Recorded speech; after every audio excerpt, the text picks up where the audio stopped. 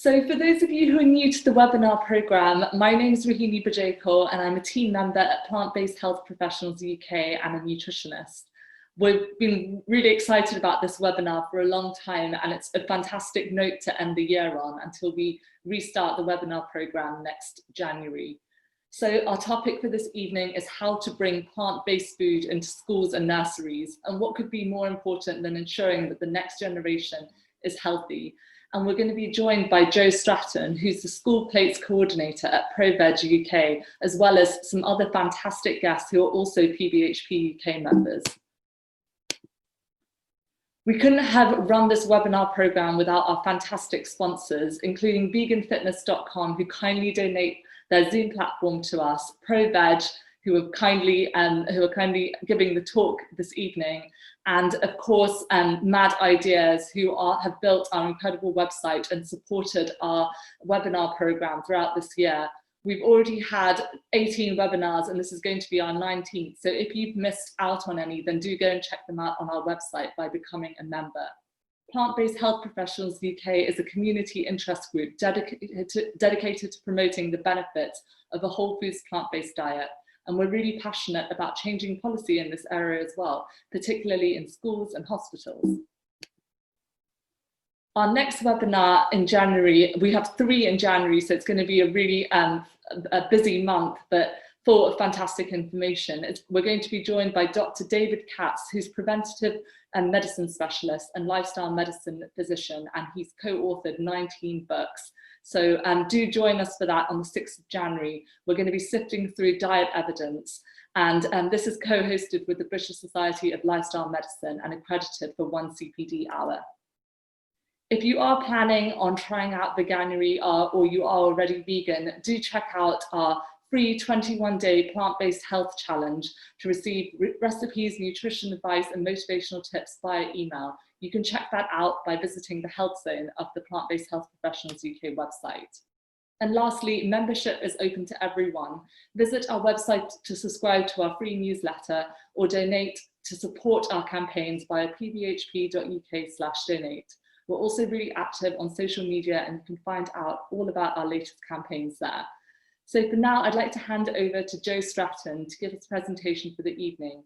That will then be followed by a conversation with Julia and Samuel from Teach Strong, as well as secondary school teacher Joseph Davies, and then we'll be wrapping up the evening with a live Q&A with Joe from ProVeg again. So do ask any of your questions using the comment box and the Q&A function at the bottom of the screen.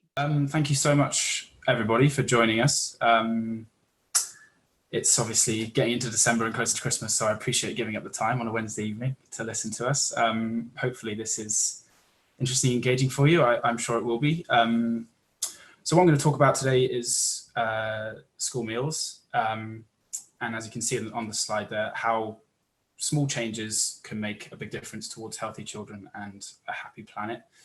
And what I mean by that is how we can start affecting the industry to improve plant-based food options for children, and to start balancing out those menus out there to make plant-based food more attractive, vegetarian food more attractive, and start making those menus more sustainable. And I'm going to talk a bit about how that opportunity looks, and how we are going about sort of affecting that change, and how you can also get involved as well, and some of the challenges that go with that.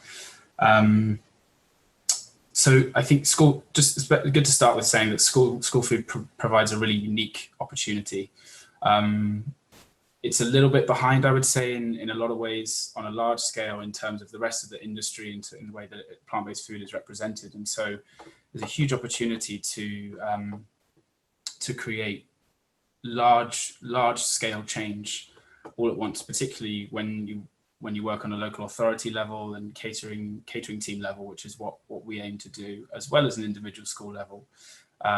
You can make huge changes all at once, across a local authority. So there's huge potential there. I'll touch on a case study as well a little bit at the end, and talk about kind of how that action looks and what the results are, and what not to fear as well with that process. So just a little bit about us. ProVeg's mission is reducing the global consumption of animals by 50% by the year 2040. We do that across Europe, and the team in the UK works pretty much exclusively on school plates and changing the school sector. Yeah, and that's our school plates kind of logo there and emblem. So what is our aim overall? It's to reduce meat consumption and increase consumption of plant-based meals across the educating sector. There's obviously other things as well that go alongside that, but that's the main aim. We're going to talk a bit more about how we do that and how that looks as well. And also education is a really important part, changing the kind of perception of plant-based food in schools as well. That's a huge part for what we're aiming to do. Apologies. So the core of this is small changes with big impacts. We really want to make, as little impact on the way that catering teams work whilst having the largest impact on food. So I'll talk more about these. I won't go through them now because I'll talk more about these in a bit more detail later, but and you can have a read of those as well. I won't dwell too long on this because we're all here, I'm sure, for similar reasons. We all believe that plant-based food is a good idea. But this is just an example of the kind of research that we use to communicate that. It's really important, I'll touch on this a bit more later, it's really important to use really clear and easy to digest information when communicating about why plant-based food in schools is a good idea, because it can be overwhelming, it can be new, it can be scary. And so this is the kind of research we use. Eat Lancet reports, really clear, shows that a 50% reduction in consumption of red meat is necessary to feed the people on the planet by 2050, and also the Committee on Climate Change as well. This is great because it's government advised and it touches on the net zero target, which is a target for councils who we try and deal with. So again, a really, really useful piece of research. And another note as well, I think obviously the health professionals amongst us will be aware of this and will, this will be something they've seen 100 times, but again, really clear way of communicating the health benefits of going more plant-based is the carcinogenic classification. We use that as well as just a really clear and quick soundbite way of getting that across. This is really interesting. This Eating Better survey, we commissioned this with Eating Better as a YouGov poll, and it's just really trying to communicate what is important to young people, and do we really know, and what kind of food do they really want to be eating, and what are their interests. And as you can see, what came out of it, a huge proportion of younger people are moving towards being much more aware of the environment and climate change, and it's one of the most important issues. And the same can be said here as the same research. Another question talked about what kind of food they wanted to see, and it was quite clear that they were underrepresented. They wanted to see more meat-free options in their school canteens.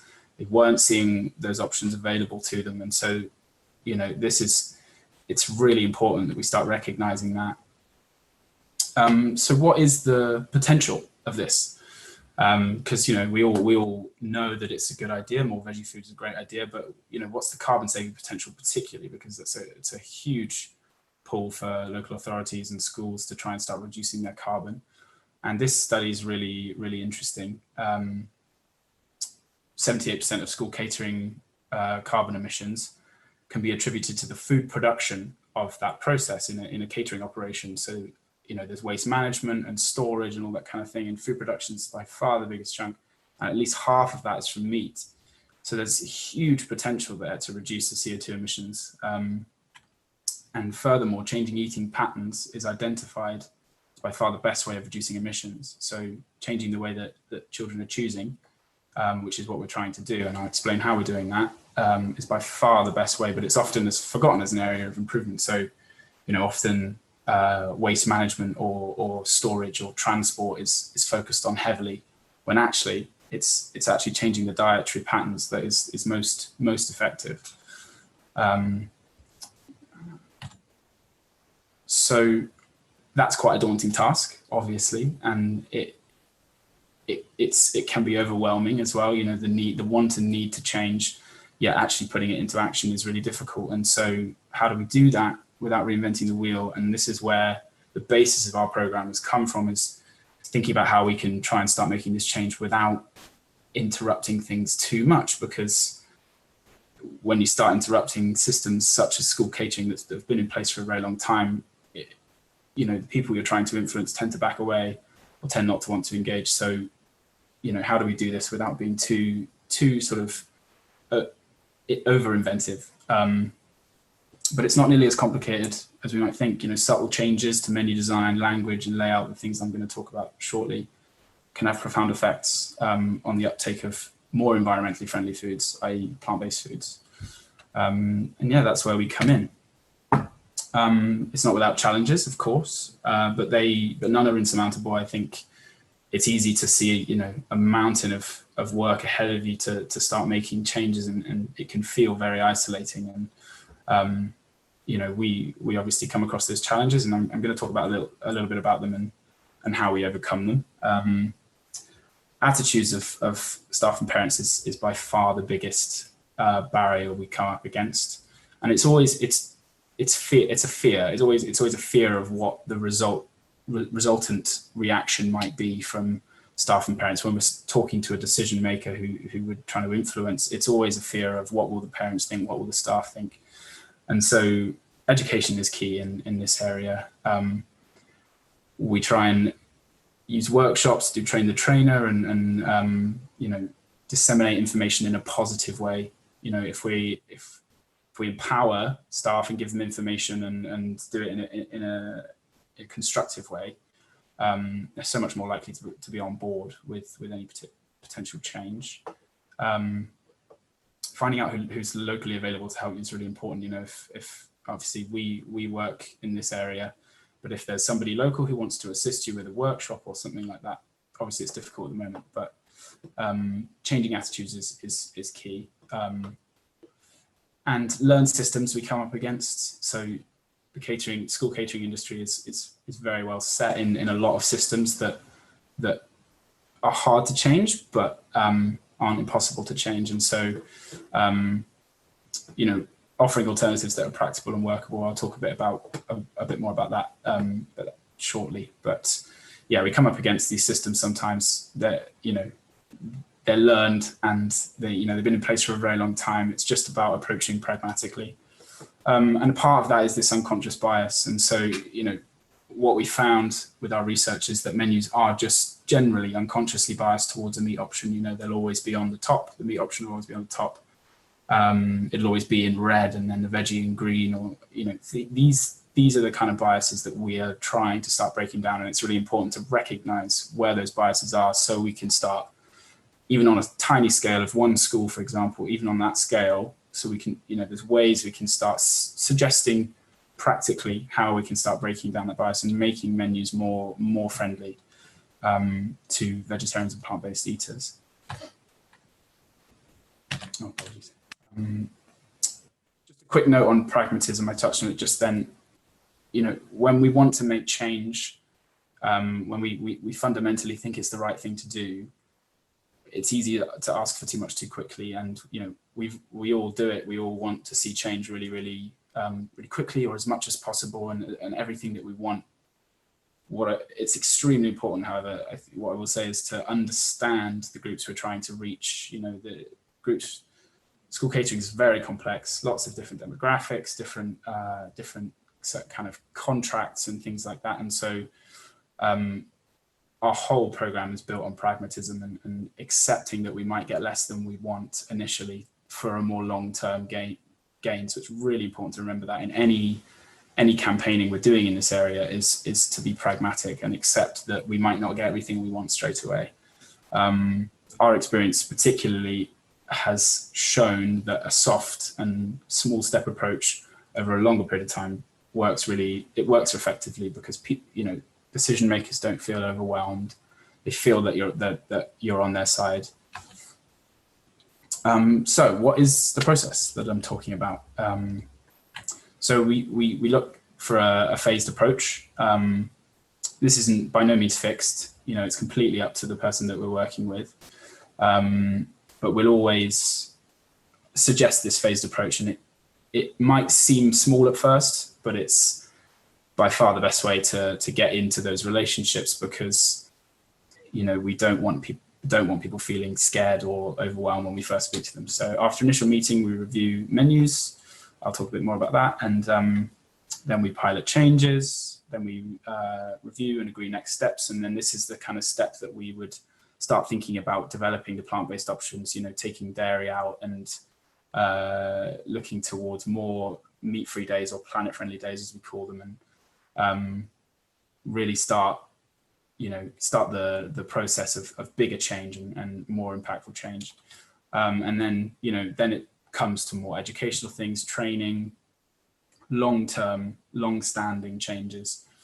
The last one is explore options to remove processed red meat from menus. And as health professionals, I'm sure you all understand the importance of that. That is the hardest one to do, frustratingly, because it's you know, it's a big thing, but it is the hardest one to change. That's a more long-term step. So these are the kind of menu suggestions we suggest to start breaking down that bias. And this is the kind of thing that you could take to a school, or the kind of messaging we want to be sharing. So we suggest language that doesn't suggest inferiority. So things like having the options labeled main and vegetarian, that suggests that vegetarian's only for one group and not for everybody. And we want to start changing that. So we move towards option 1 and option 2. Menu layout is really critical. As I said before, you often have meat option on the top line and vegetarian option on the second line, and it's labeled as such. So if we start moving those options around, changing any colors that might be associated with it, we can then break down this bias, and children will start choosing a vegetarian option because they see it first, or they like it, rather than it's in the column that they expect it to be in, or the row that they expect it to be in.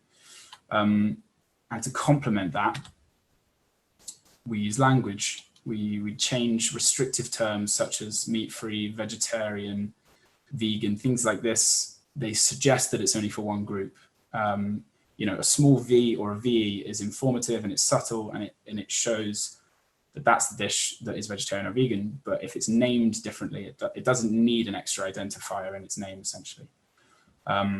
You know, so if we do that, we can start pushing those options more towards the meat-eating kids, you know, because they don't think, you know, we've had stories of children asking whether they can have the vegetarian option because they think it's not for them because it has vegetarian in the title, or it's green, or it's in a certain row. So all of these things start to break down that bias. Again, descriptive language, you know, aromatic rather than just calling it vegetable curry. You know, there's so much research to show that that can increase uptake all across the menu. We want to accentuate the positives of the dish. So this is how a standard school menu would look. You know, you've got main vegetarian, red and green, all the things I just spoke about. And then we go to a kind of cross-reference. This one on the right is one that we've mocked up that would, you can see where the positional changes come in, the language changes come in. You've got lasagna against a burger. This is what we call meaningful choice. So you have two different dishes, meaning that this way, if you just had lasagna and vegetarian lasagna, the kids are going to choose lasagna unless they're vegetarian.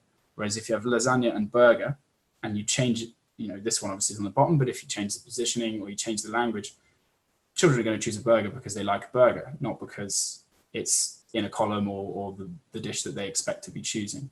So it just opens up and breaks that bias slightly.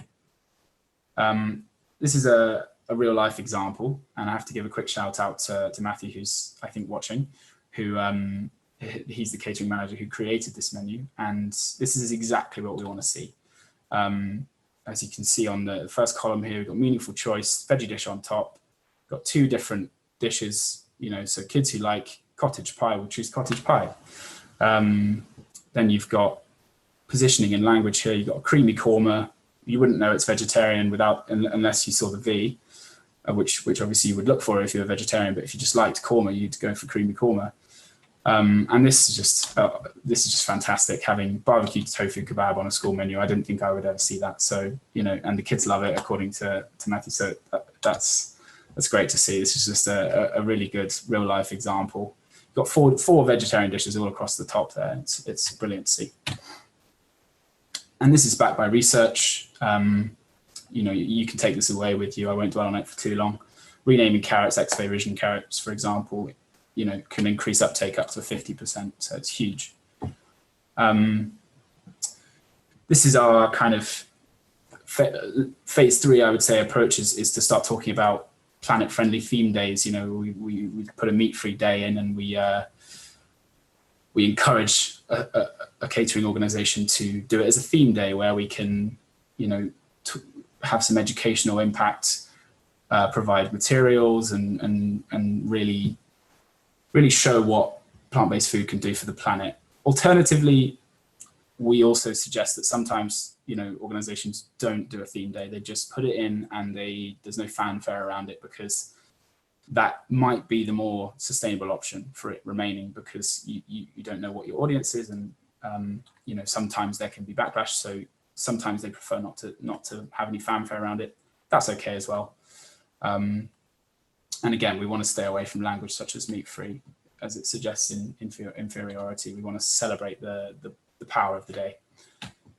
And again, training workshops, you know, we offer later down the line. This doesn't get taken up as much as the other changes do, but it's still really important, obviously. You know, we can hold a workshop, for example, where we bring a development chef who will come, and some cooks will come, parents will come, and, you know, they'll cook some really nice plant-based dishes. We'll have a talk. We've done it before where we have a medical professional come and speak for us, and that has a huge impact, talking about plant-based food and the impact of that, and the benefits of that. And, you know, cooks that came in saying, I'd never liked tofu, or, you know, I'd never like veggie food, came out talking completely differently. You know, so these can be inspiring and educational. It's obviously a little bit more difficult at the moment. We want to be able to do these things again, obviously, but we're trying to convert this into webinars and materials to get this kind of sustainability and health messages across, which we will hopefully be doing soon. But obviously, primarily, we want to get back to the in-person workshops.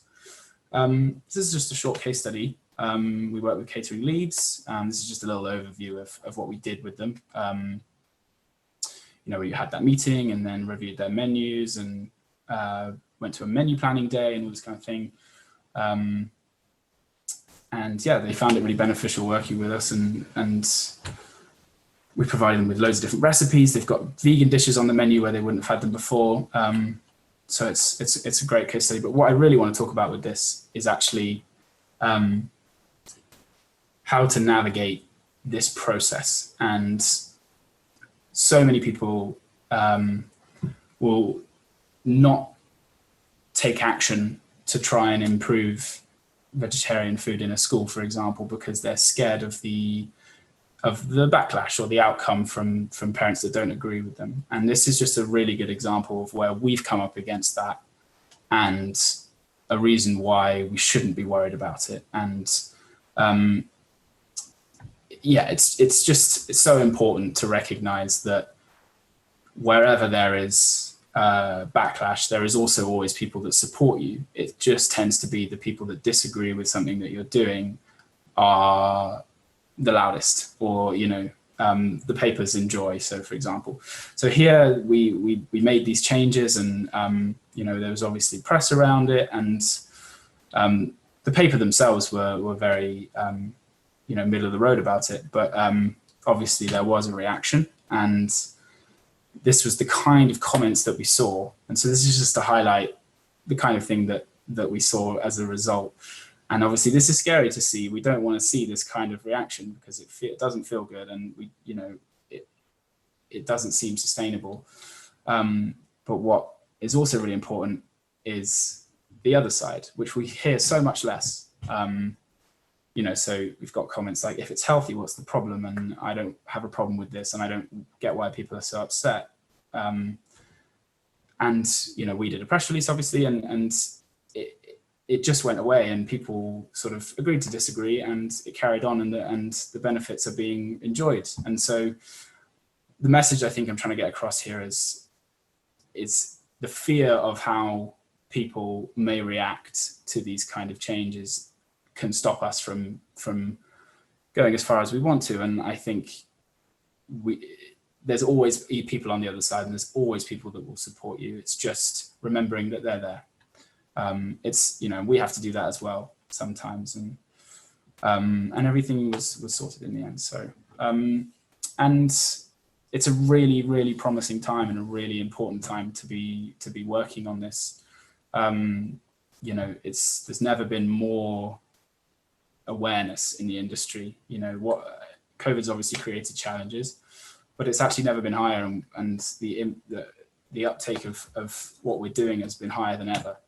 20% less meat initiative. This is really an amazing initiative, calling for caterers and suppliers to sign up to this and start reducing our meat. And this is backed by LASA, which is really amazing. They're like the representative of pretty much everybody in this area. And so, you know, something like this wouldn't have been talked about a few years ago. And Meat Free Monday and the National School Meals Week, we actually backed this. And obviously we're trying to get the language changed. We don't want it to be called Meat Free Monday, but it is at the moment. And that's okay, you know, it's a win. But schools and caterers all over the country are taking part, showing their support for plant-based dishes, which is just amazing. So how do we bring these changes into schools practically? We primarily work at a local authority level, trying to influence larger scale catering organizations, because that's how we can affect the most change at once. But we also love working with individual schools as well. We love interacting with parents and interacting with people who want to make a difference. And we found that it's, you know, we can work together on these things. So head teachers and decision makers are so much more receptive to change when, you know, a parent will bring an organization with them, or bring, you know, medical professional even, which I'll talk about in a second. So just get in touch with us if you want assistance, even if it's just some materials. We can send you something that to take with you to a meeting.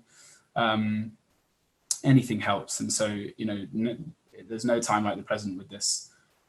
Even with COVID, there's obviously extra things going on at schools, but I think almost so many people are, you know, COVID's brought a lot of things to light for people, and they want to start making more positive change. And so you can also just get directly in touch with your head teacher, deputy head, catering manager, whoever you can find. If you can engage them as well as get in touch with us and bring them to us, or just get some advice from us, and then we provide the support.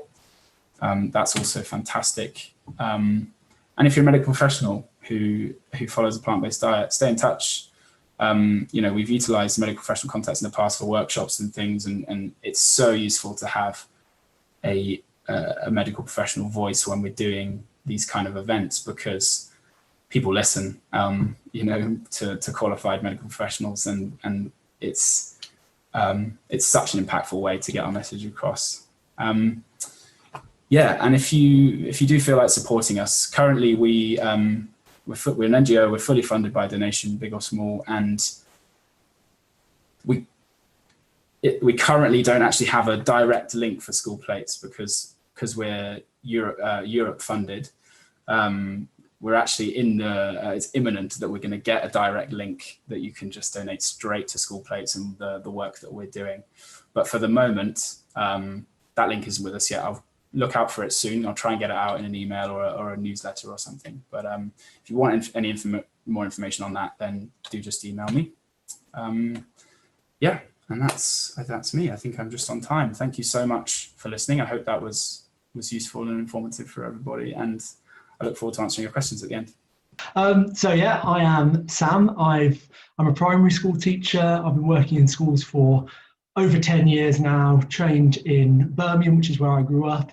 Did go away to Spain for a couple of years to teach there, and that's where I met Julia. But now we're back in Birmingham, and I'm still working part-time as a year 3 teacher and the head of science as well. Yes, and as Sam said, I'm Spanish. She told me about this beautiful city called Birmingham and dragged me all the way here. Said it was going to be sunny and warm. No, I'm joking. I really, really like England, but I have an Irish father, and so I could speak English from a young language, and then I taught English. Also been doing lots of private tutoring for many years and worked in after-school academies in Spain. And here in England, we set up Teach Strong. Yeah. As well as I was still teaching part-time. Absolutely, yeah. So Teach Strong, if we can talk about that, is a company that we formed together, and that was kind of the result of interactions, of course, with colleagues in schools, even with our friends and family who half of Sam's friends are teachers, and I don't know, 3/4 of your family are exactly, yeah, surrounded by teachers. And I'm sure many of the people tuning in know that being a teacher, being a TA, any position in a school can be rather stressful, especially at the moment. And so the well-being of those that work in schools is a really important topic. It's perhaps worsened over the last few years for a variety of different reasons. And so Teach Strong came about because we wanted to do something about this. And we were seeing that the majority of solutions being put forward were perhaps not the most effective, and perhaps not solutions that would have a long-term impact. And so we find that frustrating. We still do find that frustrating, but we want to do something about it.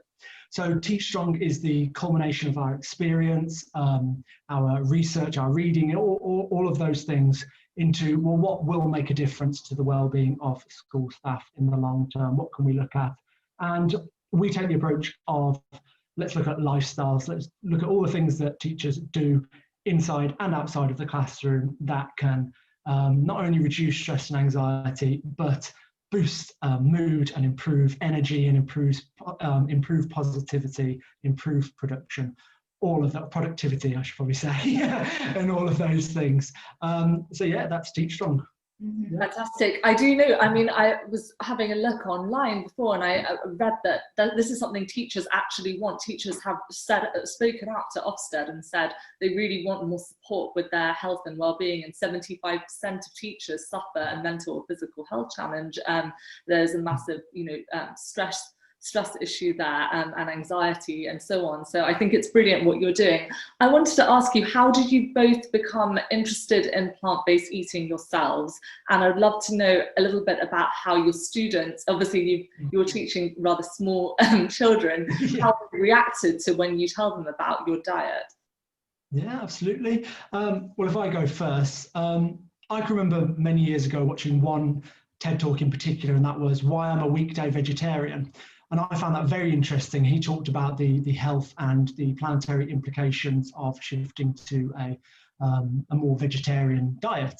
And so that kind of started the ball rolling for me. I wasn't completely convinced at first, but I did reduce my animal product intake. And yeah, it kind of sparked a bit of a fire, and I started watching other documentaries and things, and just kind of dipping my toe in. But then I can remember we lived in Mallorca for a year while we were both teaching over there, and over there wasn't really, well, kind of within the first few weeks we realised there wasn't much of a recycling culture. So as individuals, we're thinking, well, what can we do to carry on looking after the environment, because it seems like we can't very easily recycle our waste. And so we started looking into it, and then it pops up that one of the best things that you can do for the environment is shift to a more plant-based diet. And I'm sure many people that are tuning in can relate to this. It's kind of, oh wow, really? What I put on my plate can affect the environment? And then it was just that diving down the rabbit hole and just opening up all the implications in terms of environment, in terms of health and animal welfare as well. So that's kind of my journey into it. Yeah, for me it was more the health side. So at that time I was trying to find a way to eat that was healthy, and wanted to take care of my health. But I had bought into the idea that you needed animal products and that you had to have this type of protein in order to be fit and well. But it was when, like Sam mentioned, when we were in this little fisherman's village in New York, and we had quite a few more time in our hands, that we started watching these Netflix documentaries about, well, the Forks Over Knives and What the Health and Cowspiracy, and it was all very shocking to me because I had no idea about any of this. And I remember we looked at each other and said, okay, this is really bad. I think we should do something about this. Let's try it. Let's try it for 2 weeks and see how we feel. Speaking of trying it, I just want to come on to the incredible plant-based school staff challenge that you recently did, and you tied up with Dr. Shireen Kassan, who of course is the founder of Plant-Based Health Professionals UK, and with Health on the Hob as well. So could you tell us a little bit about that and what that involved? Because I'm sure people would love to hear about that on this call. Yeah. Absolutely, yeah. So that involved, we partnered up, and it involved Q&A sessions, shopping lists, a couple of cook-alongs as well. And I invited the staff at my school to get involved because they had been curious about my diet. I didn't push it on anyone, but it did come up in conversation, and so they were asking me more about my diet. And so I said, well, why don't we get involved in a bit of a challenge? And yeah, so we went through that. It was 2 weeks, and it was a huge success. It was great. The testimonials we got at the end of the 2 weeks were, well, they were really touching, weren't they? Describing effects such as having more energy, being able to work out, feeling lighter mentally and physically. Weight loss wasn't one of our aims, but actually a lot of the staff did enjoy those benefits, sleeping better, and just an overall improvement in their well-being. And those were all of the outcomes that we were after. So we're really pleased. And yeah, we're excited. We're hoping to do it again, definitely, and roll it out to more schools. Yeah, fantastic. You had 16 staff and teaching members involved, which is really, really fantastic. It's not even January or anything like that, just so that's great to hear. So one last question before we wrap up and go to the next speaker. In your opinion, what is the best way to encourage people to eat more plants? And this can be from your own experience, with Teach Strong. Yeah, well, I think Joe's already touched on a lot of the themes that we would refer to as well. I think one of the things is being a good role model. I don't force my opinions on anyone, but I think that people see that we are energetic and lively and passionate and, sporty, all of these things, and they see that this is our diet. So, oh, right, well, we can enjoy those benefits as well. And so when you were asking about the reactions of your students earlier, some of your students say, well, you can't be vegan because you've got muscles. Yeah, when it came up, he said, no way, you can't be vegan. You do break those belief systems and those schemes. Exactly, yeah, breaking some of those schemes, yeah. But then also around education, we could bring this more into the science curriculum and things, just explaining and referring to those stats and the research into this. I think that's very important to get the education in there. And as Joe mentioned as well, the parents as well are a huge factor. And I think, again, that is education around this, and hopefully providing those good role models as staff, and of course the options in the canteen, and then Joe's of course doing ProVeg are doing some amazing work in that respect. That's fantastic. Well, you both are amazing role models, and I would urge everyone listening to follow you on Instagram at Teach Strong. You're really active on social media. You have a brilliant podcast with so many great resources, not just for teachers, but do share those with everyone, and do pop them in the chat box after this. But I'm now going to, I could talk to you both all evening. There's so much to talk about, but I'm going to now invite Joseph Davies to turn on his video and say hi. And great. Hi, Joseph. So for everyone who doesn't know who you are the head of nutrition at Upper Shirley High School in Southampton, and you're also a PVHP member. We're so lucky to have amazing teachers in our group. So I first want to ask you a little bit about what you do, obviously as head of food and nutrition. What does that involve, and how do you bring in plant-based nutrition into your work? Good evening, everybody. Yeah, thanks, Rohini. So I run the food and nutrition department at Upper Shirley High School. In lower and upper school, we actually have 600 students who take part in the food education. So translating the curriculum, making food exciting and fun. And the young people have responded really well to food education in general. But over the last year or so, since switching to plant-based, I've really been trying to incorporate that, finding fun ways to try new dishes. I've got a increasing team. We only have one member of staff and one technician. Now we have 3 teaching staff, and a new food room was built. Lots of recipe development, and just making sure that all the food we serve is delicious. And I think that's a big part of getting people to try more plants. Is if it tastes great, people want to eat it. They're not worried if it's got this or that. Try and make it accessible to everyone. And so tell me a little bit about your journey into plant-based nutrition. How did you come to this lifestyle? I've always loved animals, but I kind of think the way that our society's set up, we're kind of distant from it. I used to, try and eat free range and organic, and yeah, and then I tried veganuary, switched out dairy, kind of moved towards it. But then I was watching take my dad out for his birthday every year, and I was on the train, just downloaded the Game Changers, and I watched it, and so much of what I care about was all in there: the environment, the animal welfare, and then the health aspect. My dad's sadly not very healthy. Yeah, and it really was kind of a light bulb moment for me. I just switched straight back to veganism, and saw your course, Shireen's course in Winchester. Studied that under lockdown, and yeah, just like I think Sam was saying about the rabbit hole. I think all of us have had that moment where you kind of you realize. I feel like been living much truer within myself and my outlook since then, and I'm lucky to have a platform. Really feel like I had to use my platform to share it with the young people at my school. You must be such an inspiration to them. How do they react when you tell them that you are, 100% plant-based? What are some of their reactions?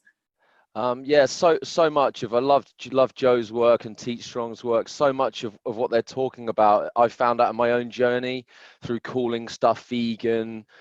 This is a label I think we're all trying to deal with. If you look at Bosch and Derek Sarno from Wicked Kitchen, Tesco's, they're avoiding these terms. And then you look up the definition of veganism, and it's like living without harming animals and animal suffering. And so the philosophy of veganism, I believe, is something that everyone can buy into it, but it's got such a bad press. So I've done a lot of work on that, and they know me now. I mean, I've been singing the song as loud as I can, but they're so more receptive. I think this whole idea that there needs to be, I've always hated the term like a child's menu and an adult menu, and that's a strong flavor, or that's green, kids don't eat it. We try and put that to the side. We've tried to incorporate something called Flavor School, which has been a successful initiative around the world, which believes in kind of food is fun and exploratory, like without judgment. We try and offer young people the opportunity to try different dishes and different flavors. Yeah, and the results are brilliant and surprising. Fantastic. I was fascinated to hear about your veganuary challenge at your school. So could you tell us a little bit more about that? Because that was incredible. Right. Yeah, I've never heard anything like it. Yeah, well, so I said about watching that documentary. That was in September. So since then last year was when I was switched to plant-based, and I did a whole section, veganuary keynote to the whole school. So to 1,000 people, 200 a day. I did the 20-minute keynote. Yeah, and we've been moving towards it then, and we tried to normalize. And I think Joe was talking about the language. Now the normal thing is to choose the plant-based and then opt the meat, opt in with the dairy, the meat, and the eggs. But I want to go a step further this year. So we're doing half a term of veganuary across the whole school. So like I said before, it'll be about 600 students, 6 weeks of plant-based education. There'll be introduction, education, tasting, sampling, and then just loads of really exciting and delicious recipes. Some will be very WFPB, but we also kind of like to play around with like, no way that's vegan. I love sport as well. I've got a sports science degree. I know, and I like Samuel was saying about you can't be vegan and strong. Some people don't believe a chocolate cake can be vegan. You know, and we're just trying to come at it from all angles, just really try and get them to enjoy the experience and enjoy food. And yeah, culinary activism, I think Derek Sarno was one of the first people I heard to use it. But if it tastes delicious, they're going to eat it. And if that can be without cruelty and with a lower and a better environmental footprint, young people are really into that. I just love everything that you're saying. I wish we had more time, but I feel like everyone hopefully can, you know, if you pop in the social media links to your school, you are posting some of the food over the next 6 weeks, you know, when you start the January, and so everyone can have their, you know, can have their mouths watering, looking at all the delicious food that you're posting. So definitely share that in the chat box. I will do. I'm going to invite Joe back on now, but thank you so much for sharing your experience with us of working with young people. Thanks, everyone. Hi, Joe. Gosh, all of you are also interested. I wish we had longer for this webinar because there's so much to talk about, and we also have so many questions in the Q&A box. So I'm going to just press on because I just very quickly wanted to say that about both of those talks. Really interesting to hear about your work, and just particularly like to Joseph there at the end, the fact that you're doing Veganuary for half the month with 600 students is amazing. So I just want to say that's fantastic. Congrats on that. Thanks, mate. I appreciate that. No worries. Yeah, hopefully you can all connect. Of course, yeah, we will. Yeah. Work together. So, firstly, love to. One of the first questions that's come up is, do you have children in your committees at ProVeg, and how does that work? That is a fantastic question, and it's a really an interesting one. When we've had meetings before, when we've been able to go physically to the meeting and speak to the decision makers, we've done it at primary schools before. We've never actually had one with kids. It tends to be, you know, we talk to them about it. It tends to be up to the person we're going to, and it's usually after school hours and things like that. And so they're reluctant, but it's something we would love to do more of. And we've been to a development meeting as well, where we were at a school and we had chefs and all these different groups. So to have kids there would be absolutely fantastic. One of the best examples I've come across of something that's most similar to that was a school in Leeds where they had food ambassadors with the kids, and they then, when we'd spoken to them about what we were doing, they then relayed what we talked about to them and wanted to get them involved in when the menu changes did come in, to tasting the new dishes and talking to their friends about them. So, but it's a great question. I think there's a place for that voice in the initial meeting straight away. You know, if we can do that, and if it works, then that's something we would definitely be keen to do. Wonderful. So speaking of the initial conversation with schools, how do you begin to have that initial conversation with schools or nurseries? How does that start? Yeah, sure. In a variety of ways. With local authorities, it's obviously the hardest because they manage 100 schools at once. So there's lots of different team members. So for that, we've tried a lot of different methods. It's actually probably the hardest thing we do is getting the initial meeting to convince someone to speak to us in the first place, because there's so much so many factors, and they could listen to.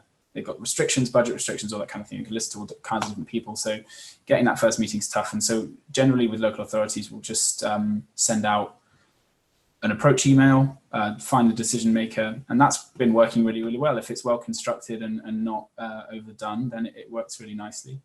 We also do media coverage, articles where people can read about what we do, and then they can get in touch. We did one in Vegan Food and Living, where we got a lot of pickup from teachers and people who'd read the article and wanted to get in touch. So a lot of it comes to us that way if we can get the word out there. And we try and approach trusts and where we can have larger impacts. And then we try and get the word out for the individuals to sort of come to us. which has worked well. I mean, it's challenging, but and we're a small team, so there's only so much capacity we have, so we try and sort of manage that as well. Fantastic. One of the questions is, how long does it usually take from contact with local authorities to the time that the first menu is changed, or you have the first change on the menu rather? Sure. Very good question. It varies, is the honest answer, but it is long. It depends, because, you know, we tend to arrive with them in a meeting during a term, and obviously the next opportunity for menu changes is a few months down the line, because their next menu cycle will be that far away. Often they opt to not make any changes if it's very close, but if they've got a month or two to put it into the development, then generally it's within a couple of months we'll have made some language changes at least. You know, it will be in some form, will have had an effect on the menu. And then to make more you know, meal-based changes where we're actually swapping meat-based meals for veggie meals, or swapping veggie meals for plant-based meals, it tends to be within 12 months is a really good time frame. I know it seems long, but these particularly at a local authority level, you know, there's a lot of red tape, and there's lots of tranches for them to go through. So it does take some time, but you know, that's not a discouraging thing for us. You know, any change is good change, and it's a slow journey. I think that, you know, it's really helpful to people have an idea of the timeline. So that's great.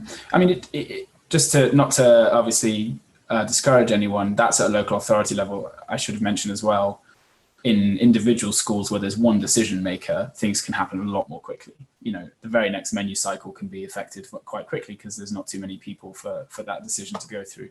Same on a kind of smaller trust level. Yeah, local authority level is a bit longer. So I know with this web, you know, with the presentation that you gave, there were so many parallels there, and between kind of changing hospital menus as well. And I know a lot of people listening who are healthcare professionals have that on their agenda as well. Is it a plan for ProVeg to get involved with that, to approach NHS hospitals with similar ideas? So particularly to get sort of one of our campaigns was to get bacon, for example, off the menu, carcinogenic food, processed red meat. It's pretty shocking, I think, for I'm sure for all medical professionals as well, to see that kind of food in hospitals. And funnily enough, it was a crossroads when School Plate started a few years ago, and we did some research, and you know, it was between school food and hospital food. That was our decision at that point, and I wasn't part of that, but we went for schools because nobody else was in that area, and I think there's not really anyone else in the hospital area either, but yeah, that was just what we went for. But it's something we would absolutely love to explore more. We did the research to set it up. It's just we don't have the capacity. We're only 3 people in the UK, and so you know, with more capacity and funding, then absolutely we would love to. And you know, it could be that we work with another organisation on that who has, you know, a lot of expertise in the hospital area and has, you know, a lot of pull in that area. That would be fantastic. We would love to you know, partner with somebody on that as well. So yeah, it's in the pipeline. It's just, you know, capacity at the end of the day. Totally. And then another question popped up. I'm having trouble keeping up with them because there's a lot. But there's a question. I see that you answered some already, and I would urge anyone with, you know, specific questions to just email you on that email address that you provided, because I'm sure that, you know, you could at least point them in the right direction in some cases. But how about universities? Is that also in the pipeline as well? In terms of, you know, there's obviously a lot of work that could be done, and I know that a lot of universities recently got red meat off their university menus. Yes, I mean, not for us particularly, purely because there's already a few other organisations in that space who are doing pretty good work, and so we haven't really explored that as much. But there are some, and you know, there's on an individual level, universities are great to work with. You know, if you're a part of that, part of the faculty or something particularly, you know, we're more than happy to help with messaging and help with an individual case, of course. And if anyone wants to get in touch about that, that's great. As a campaign, there are already a few other organisations, so it's just not part of our capacity. Perfect. So before we wrap up for the evening, could you just remind everyone of how everyone can keep in touch with you and with ProVeg and find out more about the work you're doing, and also what the major things that you're looking forward to doing in 2021 at ProVeg? Sure. So we are on social media. So yeah, we're on Instagram and Twitter, just under ProVeg UK. We have also international social media channels as well, so you can give those a follow, but all of our school plates stuff is on the UK channels. In terms of keeping in touch with us directly, I think you're going to share the slides, and our school's email is on there. That's the main email address to get in touch with if you have just a question or you want advice, or even further than that, if you want to start making some change and you want our help, or you just, you want to connect if you're a partner, if you're a aligning organization, for example. I know that there's already some people jumping on here, which is great. And yeah, in terms of moving forward, we've just done a big bit of outreach in terms of getting in touch with local authorities, and we're having some really great success in terms of setting up meetings for 2021. So that's going to be keeping us busy with, having these meetings and putting in change that will hopefully, many changes that will hopefully be put out across hundreds of schools at once. So there's some really amazing impact to come, hopefully. And yeah, we're thinking about different ways that we can continue spreading the message. I'm just about to, if Matthew's still here and listening, I'm going to chat with him soon. We're trying to do a little video series where we just talk to and interview some of the more pioneering catering managers that we've worked with or that we know of, and talk to them about their journey and what they've gone through to get to that point, and what challenges they come up against, and what the kind of joys of all that are. And so that should be really interesting. And so that'll obviously be shared on our socials. So yeah, give those a follow, and you'll be able to see that when it's done. But yeah, that's pretty much it. We're keeping busy, and we're a small team, so we're always on our toes, and but we want to engage and talk to everybody who's interested in this area, as I'm sure everyone agrees. It's such a kind of exciting and daunting, and there's all these different emotions that go with school and school food, and it's so interesting. So we want to connect with as many people as possible. I can't believe there's only 3 of you. You're doing such incredible work, and we really appreciate it. And yeah, appreciate all the support that you've given us as well for the webinars. And I just want to thank you again for this brilliant presentation. I love the way that you showed how important language is in this, especially this is stuff that really young children pick up on. And yeah, I love that about the presentation with all of the menu ideas. It's just so creative, and so many different ideas for people listening, I think. Yeah, absolutely. That's what we want to get across. We want to get across that creativity, the subtlety of it as well, and that there's really small things that don't take a lot of change that can actually have a really profound impact. I think we can forget that sometimes when we want to make as much impact as possible all at once. We can forget that there's really small wins that we can have, and they can have a really amazing impact and start changing the landscape. And yeah, that's what we're trying to do, obviously. But completely yeah, agree. And thank you very much for hosting. And you guys do amazing work, and so we want to do as much of this kind of thing as possible.